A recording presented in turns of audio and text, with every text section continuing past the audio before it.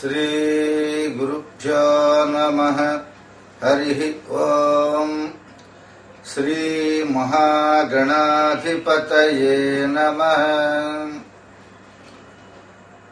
సదాశివసమారంభాం వ్యాసశంకరమధ్యమాం అస్మదాచార్యపర్యంతాం వందే గురుపరంపరాం. వ్యాసం వసిష్ఠనప్తారం శక్తేః పౌత్రమకల్మషం పరాశరాత్మజం వందే సుఖతాతం తపోనిధిం.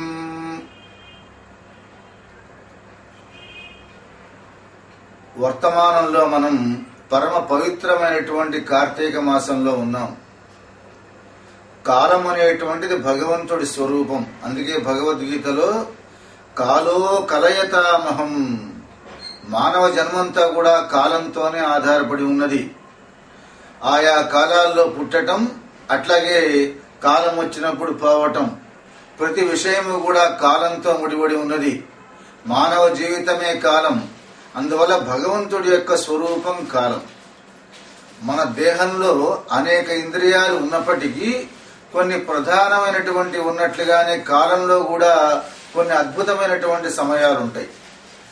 భగవత్ ప్రీతికరంగా ఆ సమయాల్లో మనం చేసేటువంటి దాన ధర్మాలు, జపాలు, ప్రార్థనలు, తర్పణాలు ఇవన్నీ కూడా కొంత ప్రత్యేకతను సంతరించుకుంటాయి. నకార్తీక సమోమాస, మన శాస్త్రం చెబుతూ ఉన్నది కార్తీక మాసంతో సమానమైనటువంటి మాసం లేదని. అందువల్ల ఈ అద్భుతమైనటువంటి కాలంలో, ఈ కార్తీక మాసంలో ముఖ్యంగా మనం చేసేటువంటి స్నానం, దానం, జపం, భగవంతుడి యొక్క ప్రార్థన, పితృదేవతలకి తర్పణాలు ఇవన్నీ కూడా మానవుడి యొక్క ఔన్నత్యానికి, మానవ జీవితం యొక్క పరమార్థమైన ధర్మ అర్థ కామ మోక్షాలు ఇవి పురుషార్థాలు కదా మన సంస్కృతిలో. ఆ పురుషార్థాలన్నీ కూడా సాధన చేయాలి అంటే ఇవన్నీ కూడా చాలా ప్రధానం. అట్లాగే స్నానం, నిద్ర లేవటం, పెందలాడే ప్రాతకాలంలో స్నానం ఇవన్నీ కూడా ఆరోగ్యానికి అద్భుతమైనటువంటిది. నారోగ్య సమోత్సాహ, మానవుడు అనేటువంటి వాడికి ఆరోగ్యానికి మించినటువంటి ఉత్సాహం లేదన్నారు. అది ఉంటేనే అన్ని సాధిస్తాం. అందుకే శాస్త్రం కూడా ఒక మాట ఉంది, శరీర మాధ్యం ఖలు ధర్మ సాధనం. ఏ ధర్మాన్ని మనం సాధించాలన్నా కూడా ఈ శరీరం అనేది చాలా మొదటిది.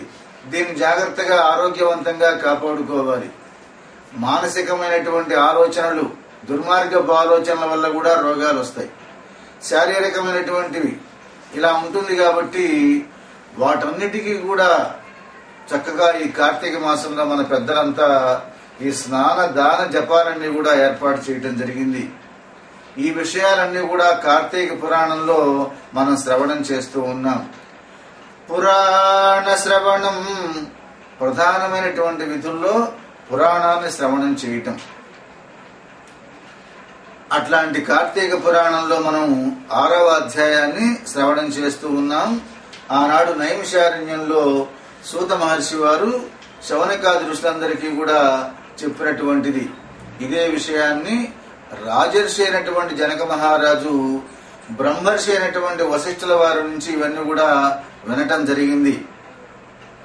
వశిష్ఠుల వారు అంటూ ఉన్నారు, యః కార్తికే మాసి రాజన్ స్నానం పంచామృతేన చ కస్తూరీ గంధతోయేన విష్ణోరమిత తేజసః యః కుర్యాత్ భక్తిభావేన మాసమేకం నిరంతరం సో అశ్వమేధాయుత ఫలం ప్రాప్యయాతి శుభాంగతిం. ఓ జనక మహారాజా, శ్రద్ధగా ఆలకించు. ఈ కార్తీక మాసంలో భక్తితో చాలా ప్రధానమైనటువంటి అంశం. యః కుర్యాత్ భక్తిభావేన, ఈ మాసం అంతా కూడా శ్రీహరి భగవానుడికి, పరమేశ్వరుడికి కస్తూరితోనూ గంధంతోనూ పంచామృతాలతోనూ స్నానం చేయించి అభిషేకాలన్నమాట. 10,000 అశ్వమేధ యాగాల ఫలితం అనేటువంటిది వస్తుంది. అట్లాగే పరమ పదం అనేటువంటిది కూడా లభిస్తుంది. భక్త్య, భక్తి అంటే ప్రేమ అని అర్థం. ఏదో ఎవరి కోసమో కాకుండా సంపూర్ణమైనటువంటి విశ్వాసంతో, ఎంతో ప్రేమతో, నిజంగా నాకు ఇవన్నీ కూడా వస్తాయి అనేటువంటి విశ్వాసంతో చేయాలి. అందుకే అంటూ ఉన్నారు వశిష్ఠుల వారు, యః కుర్యాత్ భక్తి భావేన మాసమేకం నిరంతరం. అట్లా భక్తితో ఈ నెలంతా కూడా చేసినట్టయితే వాళ్లకు తప్పనిసరిగా ఆయురారోగ్యైశ్వర్యాలన్నీ కూడా వస్తాయన్నమాట.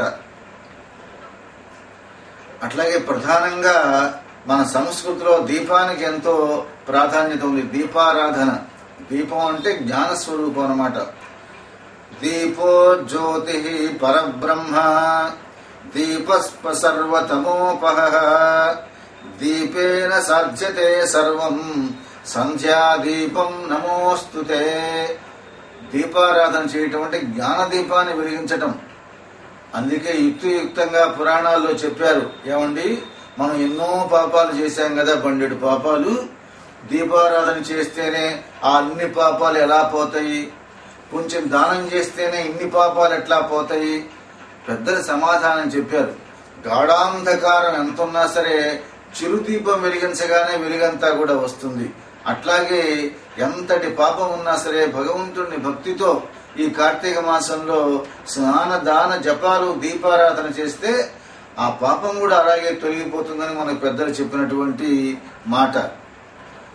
కార్తికే మాసి సంప్రాప్తే దీపదానం కరోతి యః సుజ్ఞానం ప్రాప్య విమలం విష్ణోర్లోకమవాప్నుయాత్. ప్రధానంగా కార్తీక మాసంలో ఆచరించాల్సినటువంటిది దీపదానం చేయమన్నారు. ఒక బియ్యపిండితో చేసినటువంటి కుంది లాంటిది. ఎవరి స్థాయిని బట్టి వాళ్ళు, ధనవంతులు, భాగ్యవంతులు, జన్మాంతర సుకృతంగా భగవంతుడు ఇచ్చినటువంటి సంపద ఉన్నట్టయితే బంగారంతో చేసినటువంటి దీపాన్ని దానం చేయమన్నారు. వెండితో చేసినటువంటి దీపాన్ని దానం చేయమన్నారు. వెండి ప్రమిదలో ఒక బంగారు ఉత్తి లాంటిది చేసి దానం చేయమన్నారు. ఎవరి స్థాయిని బట్టి ఆ భగవంతుడు ఇచ్చిన దాన్ని బట్టి, లేకపోతే ఒక ప్రమిదలో అయినా సరే దీపదానం చేసినట్టయితే దానివల్ల కూడా అనంతమైనటువంటి ఫలం వస్తుంది. దీపదానం చేస్తున్నామంటే జ్ఞానం పొందుతున్నాం అన్నమాట మనమంతా కూడా.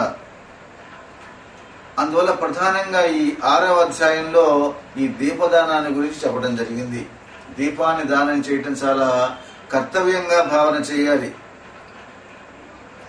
ఈ కార్తీక మాసంలో స్థూలం సంశోధ్య విధినా వర్తిం కృత్వా ప్రయత్నత ఘృతవర్తి సమన్వితం విప్రాయ వేద విదుషే పూజ్య భక్త్యా ప్రదాపయేత్.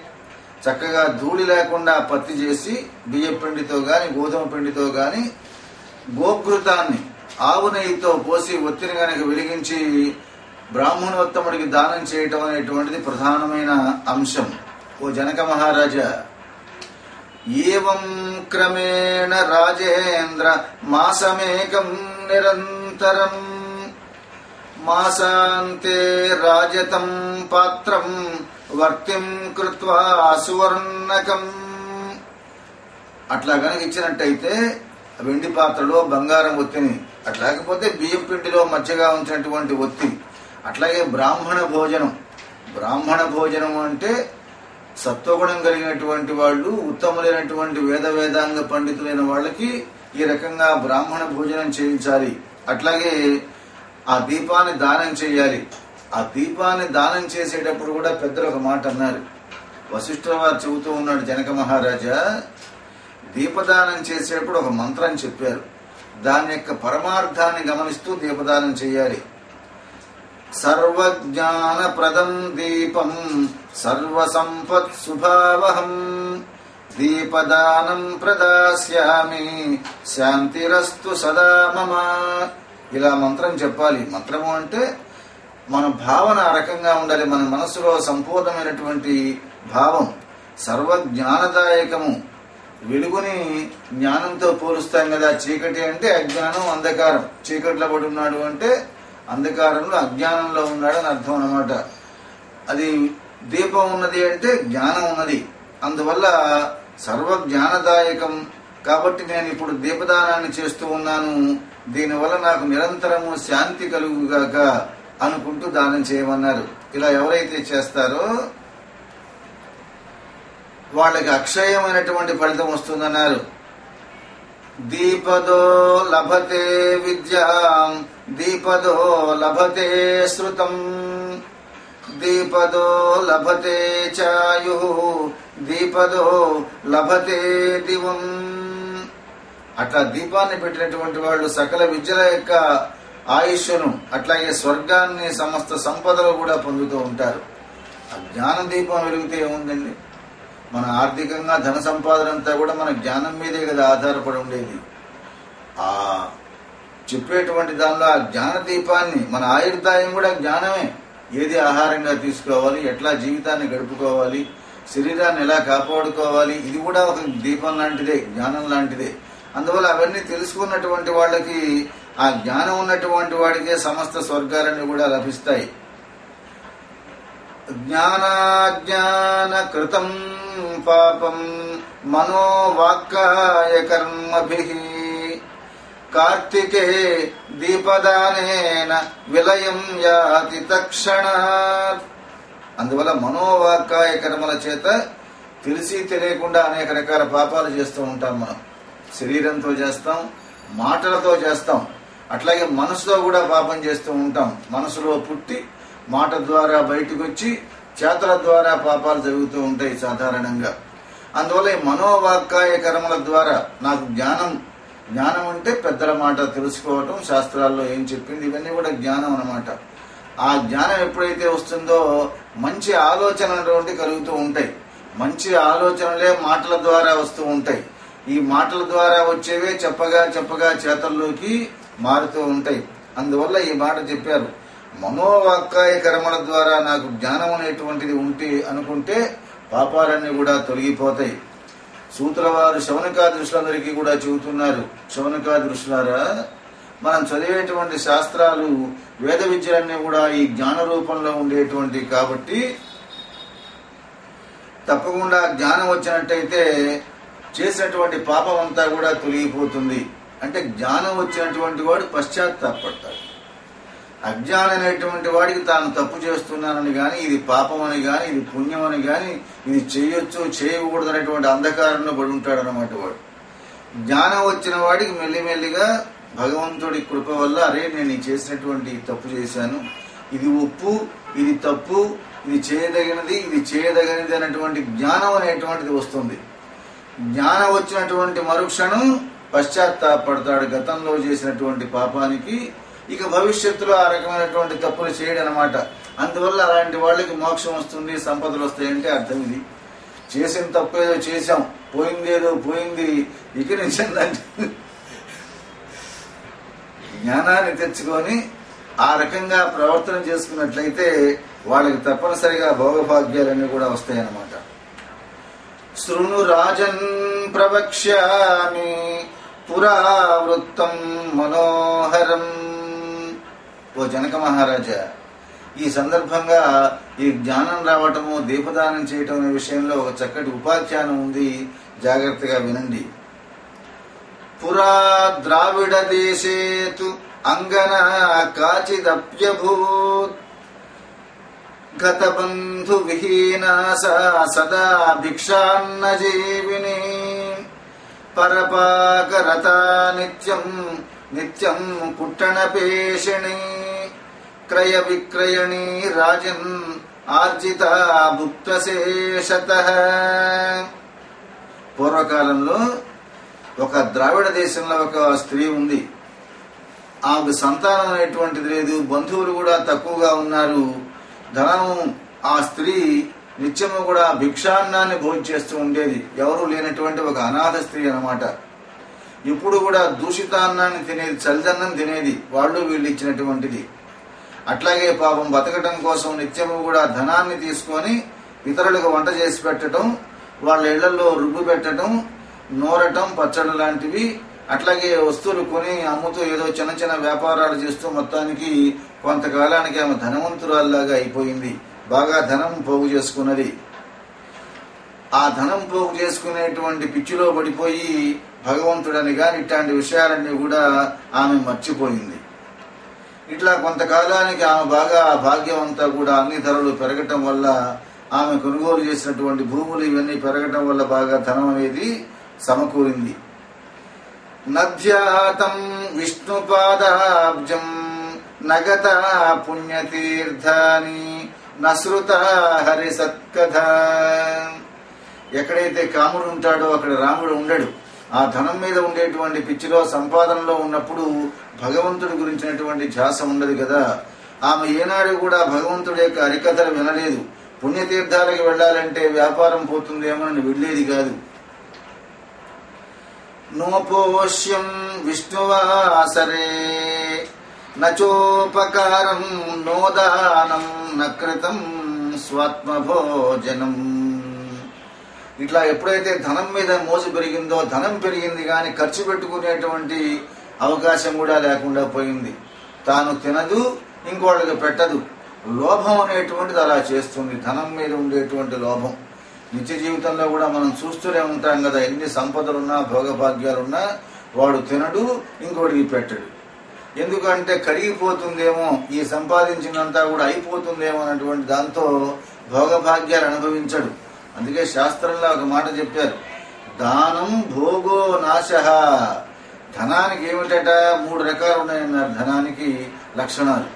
దానమన్నా చేయాలి, చూస్తూ చూస్తూ చేతితో దానం చేయలేం కాబట్టి భోగమన్నా అనుభవించమన్నారు. వైభవంగా ఇహలోకంలో ఉన్న భోగభాగ్యాలు చక్కగా అనుభవించాలి. ఈ రెండూ చేయకపోతే నాశనం అయిపోతుందన్నారు. వీడు చూస్తూ చూస్తూ దానము చేయలేడు, తినలేడు, చివరికి వీడు వెళ్ళిపోతాడు కాబట్టి ఆ ధనం అంతా కూడా నాశనం అయిపోతుందన్నారు. ఈ స్త్రీ పరిస్థితి కూడా అదే. అందువల్ల ఈ ధనాన్ని పోగు చేసుకునేటువంటి దానిలో సంపాదించింది కానీ తాను తినలేదు, ఇతరుడికి పెట్టాను లేదు. ఇట్లా చాలా కాలం జరుగుతూ ఉన్నది. ఇత్తమజ్ఞాన సంపన్నాం అహ కశ్చిత్ ద్విజోత్తమః శ్రీరంగ ద్రష్టుమిచ్ఛయా పాపబుద్ధిముపాశ్రితాం అథాహ కృపయా రాజన్ సర్వభూత దయానిధి. ఇట్లా అజ్ఞానంతో బాగా ధనాన్ని సంపాదించింది. ఒకనొక సమయంలో ఒక బ్రాహ్మణుడు శ్రీరంగం యాత్ర పోతూ మధ్యలో ఈ ఉన్నటువంటి గ్రామానికి వచ్చాడు. ఆమెను చూశాడు, ఆ ఊళ్ళో ఉన్నటువంటి పరిస్థితి గమనించాడు. అరే, ఈ స్త్రీ అన్యాయంగా నరకానికి పోతున్నది, ఆమె మీద దయగలిగినటువంటి వాడై ఆమెతో చెబుతూ ఉన్నాడు. వక్ష్యామి, ఆ బ్రాహ్మణుడు అంటూ ఉన్నాడు ఆ స్త్రీతో, అమ్మా నువ్వు ఇంత బాగా సంపాదించుకున్నావు కదా, వక్ష్యామి సాంప్రతం మూఢే మద్వాక్యమవధారయ దుఃఖమయో దేహ త్వం మాం శాస్తి సమన్వితః దుఃఖాగారోప్యయం మూఢే భూతై పంచభిరన్వితః యథైవ గేహవలభౌ నాశం యాచ్యుతబిందవః నాశమాయాతి నిశ్చయం. ఓ మూఢురాల, నా మాట విను, చక్కగా ఆలోచించు. పెద్దలు చెప్పినటువంటి మాట విని మనకు మనం ఆలోచన చేసుకోవాలి. భగవద్గీత అంతటి దానిలో కూడా అర్జునుడితో కృష్ణుడు భగవానుడు అన్ని విషయాలు చెప్పి చిట్ట చివరికి యథేచ్ఛసి తథా కురు, అర్జున జాగ్రత్తగా ఆలోచన చేసుకో, నీ మనసుకు, నీ జ్ఞానానికి, నీ తెలివితేటను ఉపయోగించు, అన్ని ఆలోచించి నీ ఇష్టమైనటువంటి మార్గంలో ప్రయాణం చేసుకోమన్నాడు.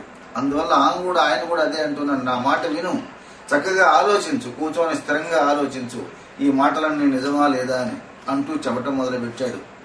అమ్మా, ఈ దేహం అంతా కూడా దుఃఖంతో, సుఖ దుఃఖాలతో కూడుకున్నటువంటిది.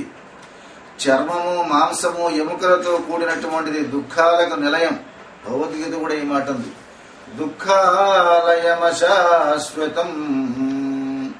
ఇక్కడ శాశ్వతంగా ఉండేవాడు ఇవాటి వరకు రాలా ఎవరు. మనం మాత్రం ఉంటాం అనుకుంటాం, మనం ఒక్కళ్ళే ఉంటాం, మిగిలిన వాళ్ళంతా 700 కోట్లలో 699,99,99,000 అందరూ పోతారనే భ్రమలో ఉంటాం. చెబుతూ ఉన్నాడు, ఇది పంచభూతాత్మకం. ఎప్పుడు పోతుందో తెలియదు. ఆ జీవుడు పోయిన మరుక్షణం దీన్ని పట్టించుకునేవాడు దేనికి పనికిరానటువంటి దేహం. ఈ దేహం మీద ఉండేటువంటి భ్రాంతితోనే కదా నువ్వంతా కూడా పోగు చేసుకున్నటువంటి ధనం అంతా కూడా తినటానికి ఉండదేమో. ఈ దేహాన్ని ఎట్లా కాపాడుకోవాలి, ఇందుకోసమే ఇళ్ళు కారులు ఈ సంపద అంతా కూడా. కానీ ఈ దేహం అనేటువంటిది ఉండేది కాదు. నువ్వు రోజు ఎంత తిన్నా సరే ఇంకా 500 ఏళ్ళు తినటానికి దగ్గర ఉన్నది కదా.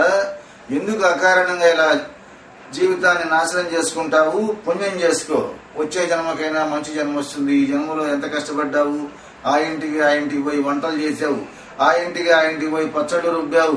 ఈ కష్టమంతా లేకుండా పోతుందమ్మా, పుణ్యం చేసుకోమన్నాడు. ఈ దేహభ్రాంతి వల్లే మనం కూడా అంతే. ఈ లోకంలో మనమేముంది, అందరూ అంతే. ఈ శరీరాన్ని కోసమే ఈ పడేటువంటి పాటలన్నీ కూడా. ఈ శరీరం ఏదో నిలబడి ఉంటుంది, ఎంతో కాలం ఉంటుంది, డబ్బు లేకపోతే ఏమైపోతాము, ఇట్లా భ్రమలో ఉంటుంది. దేహాత్మభావం అన్నారు దాన్నే, దేహాత్మభావం. అందుకే మన పెద్దలు చక్కటి మాట పెట్టారు, శరీరం అంటేనే శీర్యతి ఇది శరీర, క్షీణించిపోయేది అని అర్థం. ఇవాళ కాకపోతే రేపైనా ఇది ఎంత భయంకరంగా క్షీణిస్తుందో మనందరికీ తెలుసు. వృద్ధాప్యం వస్తేనే చాలు, ఎంతో అందమైనటువంటి వాళ్ళు క్షీణించి నడవలేక చాలా భయంకరమైనటువంటి పరిస్థితి మనం చూస్తూనే ఉంటాం కదా. ఆ బ్రాహ్మణోత్తముడు అంటూ ఉన్నాడు, ఎందుకమ్మా ఇట్లాంటి దేహం, నీటి మీద బుడగలాంటి ఈ దేహం కోసమైనా ఇంత భ్రాంతి పడుతూ ఉన్నావు? ఏ రకమైనటువంటి ధర్మం లేదు, దయా లేదు, ఈ రకంగా నువ్వు డబ్బంతా పోగు చేస్తావు, ఇదేమి కట్టుకుపోతావా? అనిత్యం దేహమాశ్రిత్య నిత్యత్వం మన్యసే హృది. అనిత్యమైనటువంటి దేహాన్ని నిత్యం అనుకో నమ్ముతూ ఉన్నావు. అగ్నిలో పడ్డటువంటి బెడతలాగా నశించిపోతావు. దీనివల్ల ఏం ప్రయోజనం లేదు. ఆ సత్యస్వరూపుడు భగవంతుడైనటువంటి ఆ హరిని ధ్యానించు. అట్లాగే కోరిక, క్రోధం, కోపం, లోభం, ఆశ, మోహం, మమకారం ఇవన్నీ కూడా వదిలిపెట్టు. ఈ ధన సంపాదన అనేటువంటి దానిలో పడి ఎంతో అంధకారంలో జీవిస్తూ ఉన్నావు. ఎంతో మందితో తగాదాలు, దానికోసం కోపం, ఎంతో దురాశానికి దుఃఖానికి చేయటం చెప్పి తెలియదా? ఆ మోహం, మమకారం అన్ని కూడా వదిలిపెట్టు. ఇవన్నీ కూడా మనల్ని కాపాడేవి కాదు. ఆ భగవంతుడిని ధ్యానం చేసుకో, హాయిగా ఆనందంగా ముక్తి వస్తుంది. ఆ స్త్రీ జాగ్రత్తగా వింటున్నది. ఆ బ్రాహ్మణోత్తముడు చెప్పిన విషయాలన్నీ విని మనసులో ఆలోచన చేసుకుంది. ఓహో, ఇది జీవితం, ఇదివరకు ఎంత కష్టపడ్డాను, ఏనాడైనా సుఖపడ్డానా ఇంత డబ్బు సంపాదించినా? ఈ ధనం లేనటువంటి అతి సామాన్యులు కూడా ఎంతో హాయిగా ఆనందంగా జీవించడం చూస్తూనే ఉన్నానే. దానం చేసిన వాళ్ళు ఎంతో సంతోషంగా ఉంటూ ఉన్నారు. దాన ధర్మాలు చేసేవాళ్ళు, భగవంతుని ప్రార్థన చేసుకునేవాళ్ళు చక్కగా ఆలోచన చేసుకుని ఆ బ్రాహ్మణోత్తముడు చెప్పినటువంటి హరిపాదారవింద ధ్యానం చేయమన్న మాట ఆమెకి అప్పటికి ఆ జ్ఞానోదయం ఏందనమాట. అంటే లోపల ఉన్నటువంటి దీపం వెలిగింది. ఆ దీపాన్ని ఎవరో వాళ్ళు వెలిగించాలి కదా, భగవంతుడు ఎవరో ఒకరి ద్వారా వెలిగిస్తూ ఉంటాడు. ఆమెతో అన్నాడు, చక్కగా కార్తీక మాసం వస్తున్నది, కురుష్వ కార్తీక స్నానం భక్తి భావేన కేశవే, యథా దానం తథా కార్యం కార్తికే చాల్పమేవ చ, దీపదానం ప్రయత్నేన బ్రాహ్మణాయ మహాత్మనే, తేన నశ్యంతి పాపాని జన్మాంతరకృతాన్యపి. కార్తీక మాసంలో ఏమి సందేహం లేదు, చక్కగా కార్తీక స్నానం ఆచరించుకో. విష్ణు ప్రీతిగా దాన ధర్మాలు నీ చేతికి తగ్గట్టుగా, నీ స్థాయికి తగ్గట్టుగా చేసుకో. బ్రాహ్మణులకు దీపదానం చెయ్యి. దానివల్ల అనేక జన్మల్లో చేసినటువంటి పాపం అంతా కూడా పోతుంది. ఆ బ్రాహ్మణ స్త్రీ, బ్రాహ్మణుడు చెప్పిన మాటలు విన్నది ఆ స్త్రీ. అప్పటికి ఆమెకు జ్ఞానోదయమైంది. ఈ సంపాదించినటువంటి ధనం వల్ల అందరితో విరోధం గాని, ఒక స్నేహం గాని, ప్రేమతో ఆదరించేటువంటి వాళ్ళు లేకపోయారు. ఈ దాన ధర్మాలు కనుక చేసుకున్నట్టయితే ఆ మంచి కీర్తి వస్తుంది. ఆమె మీద మిగిలిన వాళ్ళకు కూడా అభిమానం అనేటువంటిది ఏర్పడుతుంది అని అప్పటి జ్ఞానోదయం అయింది. ఆ తర్వాత బ్రాహ్మణుడు ఆ మాట చెప్పాడు, ఇత్యుక్త్వా సయయౌ ధీమాన్. ఆయన మళ్ళీ ఆయన మార్గాన్ని ఆయన వెళ్తూ ఉన్నాడు కదా, తీర్థయాత్రల కోసం శ్రీరంగం పోతూ ఉన్నాడు. ఆ మహానుభావుడు ఇక్కడికి రావటం, ఆమెలో జ్ఞానదీపాన్ని వెలిగించాడు. పశ్చాత్తాప అనుప్రాప్య, ఆమెలో పశ్చాత్తాపం కలిగింది. జ్ఞానం కలగటానికి ఉండేటువంటి లక్షణాల్లో ఇది కూడా ఒక ప్రధానమైనది. మహాభారతంలో కూడా చెప్పారు. నువ్వు జ్ఞానవంతుడు అయ్యావు, జ్ఞానం వచ్చింది అనేటువంటి దానికి కొన్ని లక్షణాలు ఉంటాయన్నమాట. ఇంతకుముందు గతంలో చేసినటువంటి పాపాలు కళ్ళు మూసుకుంటే ఎవరు చేసినా వాళ్ళకి తెలుస్తూనే ఉంటాయి కదా. ఊళ్ళో వాళ్ళని మోసం చేయొచ్చు కానీ మళ్ళీ మనకి మనం మోసం చేసుకోలేము. ఆ చేసినటువంటి పాపాలకు తప్పులకి పశ్చాత్తాపడుతుంది. ఈ స్త్రీ కూడా అంతే. పశ్చాత్తాపమనుప్రాప్య సా కరోత్ కార్తీక వ్రతం. చక్కగా కార్తీక వ్రతాన్ని ఆచరించడానికి ప్రారంభం చేసింది. కార్తీక స్నానం, హరిపూజ, దీపదానం, పురాణ శ్రవణం తథా. ఈ పురాణ శ్రవణం దీనివల్ల కొంత వైరాగ్యం అనేటువంటిది వస్తుంది. గతంలో ఉండేటువంటి చరిత్రలన్నీ వింటాం కదా, అందువల్ల మనసు అనేది పవిత్రమై కొంత వైరాగ్య భావం వస్తుంది. వైరాగ్యం వచ్చింది అంటే జ్ఞానంలో ప్రయాణం చేస్తున్నట్టుగానే భావించుకోవాల్సి ఉంటుంది. ఈ ఐహికమైనటువంటి విషయాల మీద ఆసక్తి తగ్గిపోతుంది. చక్కగా మాసాంతే, ఆ నెలాఖరికి, ఆ కార్తీక మాసం చివరికి చక్కగా అందరినీ కూడా పిలిచింది. బ్రాహ్మణులు, అట్లాగే మిత్రులు, బంధువులు. ఇది వరకు ఎవరికి ఏమి ఒక ముద్ద పెట్టింది కాదు కదా. చక్కగా మాస స్నానం భోజనం తేన శ్రీతజరు, ఇవన్నీ కూడా చక్కగా కార్తీక మాసంలో ఆచరించింది. ఆమె పుణ్యం అనేటువంటిది పండిపోయిందన్నమాట. గతంలో ఉన్నటువంటి పాపాలన్నీ కూడా తొలగిపోయినాయి. పెద్దదవటం వల్ల ఆమెకి అనారోగ్యం రావటం, ఆ తర్వాత తప్యమానాదివారాత్రం, ఆ రాత్రింబగళ్ళు పీడితురాలై బంధువునై దుఃఖించి చివరికి మృతి చెందింది. ఇన్ని చేసినప్పటికీ కూడా గతంలో చేసినటువంటి పాపం అంతా ఉంది కాబట్టి అవి కొంత క్షీణించినా ఆమె ఆ రకంగా ఈ విమానం ఎక్కి శాశ్వతంగా స్వర్గ సుఖాలు పొందటానికి కైలాసాన్ని చేరుకున్నది ఆ స్త్రీ. జనక మహారాజు చక్కగా శ్రవణం చేశాడు. ఓహో, ఇది కాబోలు దీపం అంటే, దీపదానం చేయటం అంటే నీలో ఉండేటువంటి జ్ఞానాన్ని పెంపొందింప చేసుకోవటం, మనలో ఉండేటువంటి క్రోధ, లోభ, మోహ, మదమాత్సర్యాలన్నీ కూడా తొలగించుకోవటం. ఈ చీకటి పోయినట్టుగా దీపదానం వల్ల. అందువల్ల ఆ స్త్రీ ఆ దీపం జ్యోతి పరం బ్రహ్మ తస్మాత్ కార్తికే మాసి. జనక మహారాజు వింటూ ఉన్నాడు. ఆయన చెబుతున్నాడు, అయ్యా జనక మహారాజా, అందువల్ల కార్తీక మాసంలో దీపదానం విశిష్యతే. దానివల్ల జ్ఞాన కృతం పాపం కార్తికే దీపదానతః నాత్ర సంశయః శంకరేణోదితం పురా.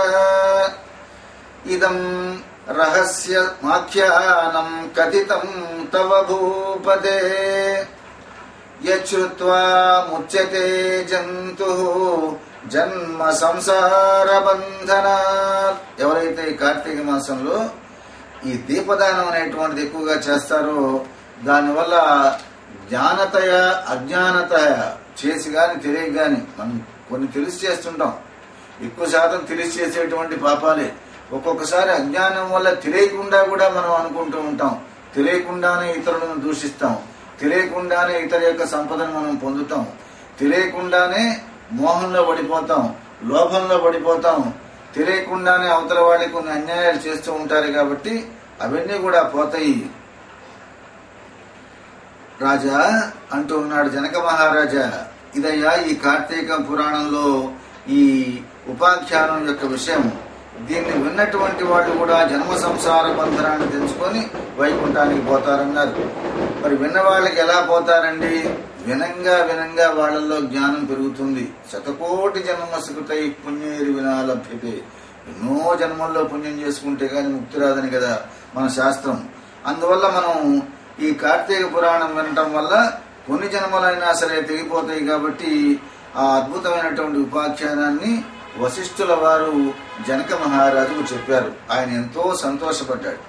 కార్తీక మహాత్మ్యాన్ని గురించి ఎన్ని విన్నా, ఎన్ని విషయాలు తెలుసుకున్నా ఇంకా వినాలనేటువంటి ఆసక్తి నాలో కలుగుతూ ఉన్నది.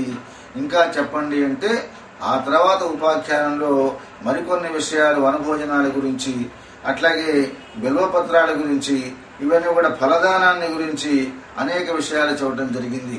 సూతుల వారు శౌనకాది మహర్షులకందరికీ కూడా నైమిషారణ్యంలో ఈ కార్తీక పురాణాన్ని వినిపించడం జరిగింది.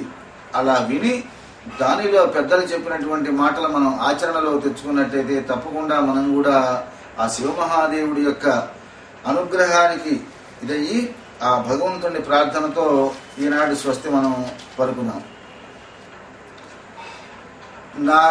నాగేంద్రహారాయ త్రిలోచనాయ భస్మాంగరాగాయ మహేశ్వరాయ నిత్యాయ శుద్ధాయ దిగంబరాయ తస్మై నకారాయ నమః శివాయ మందాకినీ సలిల చందన చర్చితాయ నందీశ్వర ప్రముఖ ప్రమథనాథ మహేశ్వరాయ మందార ముఖ్య బహుపుష్ప సుపూజితాయ తస్మై మకారాయ నమః శివాయ శివాయ గౌరీ వదనారవింద సూర్యాయ దక్షాధ్వరనాశకాయ శ్రీనీలకంఠాయ వృషధ్వజాయ తస్మై శికారాయ నమః శివాయ వశిష్ఠ కుంభోద్భవ గౌతమాది మునీంద్ర సేవార్చిత శేఖరాయ